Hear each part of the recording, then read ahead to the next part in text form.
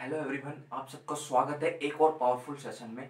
Generally मैं ऐसे topic touch करता हूँ जिन पे जनरली कोई बात नहीं कर रहा होता है। ये बहुत ही अनएक्सपेक्टेड टॉपिक्स हैं, बट ये रियल लाइफ में बहुत ज़्यादा प्रॉब्लम क्रिएट कर रहे हैं हमारी सोसाइटी में। मैं ज़्यादातर इस वीडियो को उन लोगों को टच करने की कोशिश कर रहा हूँ जो थोड़ा मिडिल क्लास सोसाइटी में रह रहे हैं, जो बहुत हायर सिटीज़ में नहीं रह रहे हैं। दिल्ली जैसी सिटियों में वहाँ फिर भी टाइम चेंज हो गया, लेकिन नॉर्मल जो जगह हैं, गाँव हैं और काफ़ी थोड़ी टाउन टाइप हैं, नॉर्मल सिटीज़ हैं, उनमें अभी भी टाइम नहीं बदला। उनमें अभी भी वैसा ही होता आ रहा है जैसा पहले हो रहा था, लेकिन उन चीज़ों की वजह से काफ़ी प्रॉब्लम हो रही है। अभी इस वीडियो में मैं जिस टॉपिक की बात कर रहा हूँ वो ये है, don't marry until you are successful. यानी आप जब तक सक्सेसफुल ना हो जाओ तब तक आप शादी मत करो, लड़का हो या लड़की हो।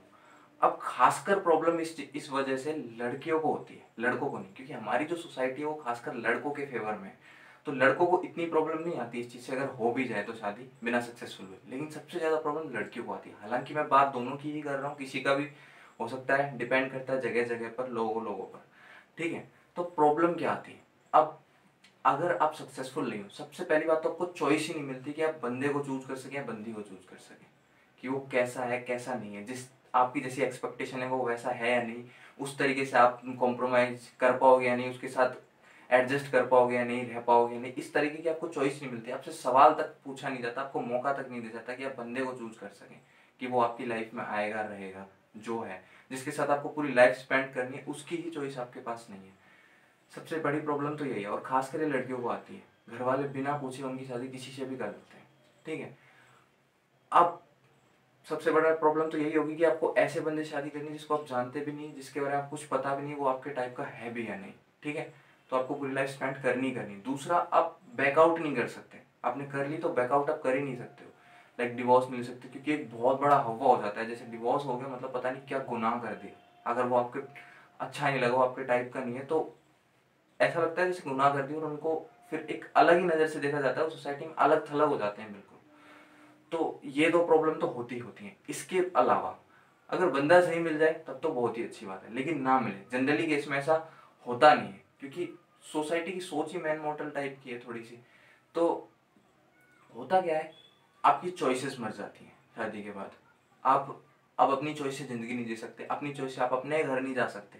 उसके लिए भी आपको परमिशन लेनी पड़ती है, छोटी छोटी चीज़ों के लिए आपको परमिशन लेनी पड़ती है, और अगर परमिशन मिलेगी तो ही आप वो कर पाओगे।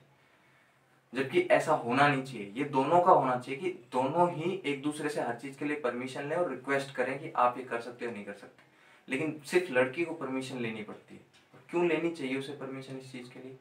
ऐसा कोई भी सवाल नहीं करता। सिर्फ चला आ रहा है, उसके अकॉर्डिंग सहन करते रहते हैं और चलता रहता है।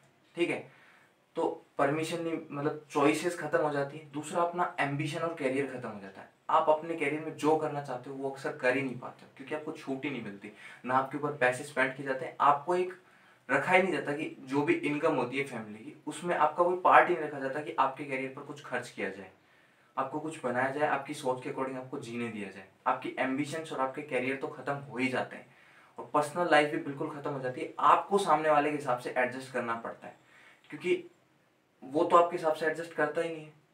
आपको उनके हिसाब से एडजस्ट करना पड़ता है। उनका घर कैसा है, उनकी उनकी फैमिली कैसी है, उनके हिसाब से आपको चलना पड़ता है।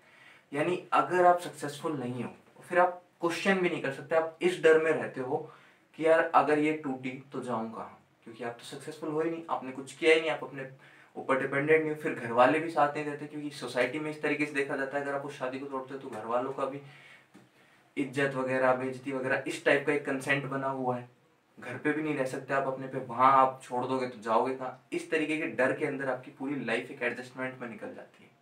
ठीक है, तो इस तरह की प्रॉब्लम आती है। अगर दूसरी तरफ आप सक्सेसफुल हो तो आप चॉइस ले सकते हो कि किस बंदे से आपको शादी करनी है, किस बंदे से नहीं करनी। क्योंकि जनरली लड़के लड़कियों का इंटरव्यू सा लेते हैं कि भाई वो कैसी है कैसी नहीं है, इस तरीके से। अगर क्योंकि जनरली वो ही पहले सक्सेसफुल होके काम कर रहे होते हैं, तभी शादी होती है।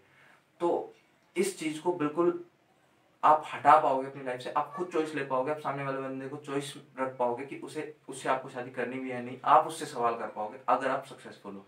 दूसरा, आपकी चॉइसेस चल पाएंगी, आपकी परमिशन चल पाएगी। अगर उसने आपको छोड़ भी दिया तो क्या फर्क पड़ता है? आप ऑलरेडी अपने ऊपर डिपेंडेंट हो, सक्सेसफुल हो, आप कुछ भी कर सकते हो।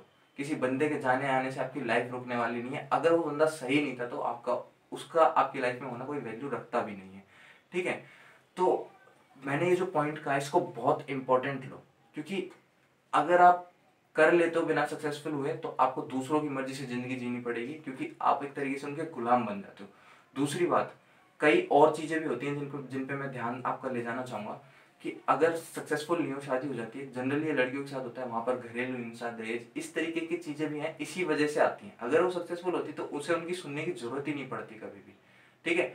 और ऐसे केसेस में फिर अगर आपकी फैमिली कमज़ोर है, आपके घर वाले कमजोर हैं, तो वो लोग आपका ज्यादा फायदा उठाते हैं, आपके आपके साथ ज्यादा ही प्रॉब्लम क्रिएट करते हैं, आपको काफी ज्यादा नुकसान होता है अपनी लाइफ में, फिर आपका कॉन्फिडेंस ही टूट जाता है, आपके साथ इतना कुछ हुआ होता है कि आपका कॉन्फिडेंस ही टूट जाता है, आप कुछ कर ही नहीं पाते हो, ठीक है। इस तरीके की चीजें भी होती हैं और ये जनरली लाइफ में होती हैं, मैंने अपनी आंखों से देखा है, बहुत कुछ होता है, ठीक है गाइस।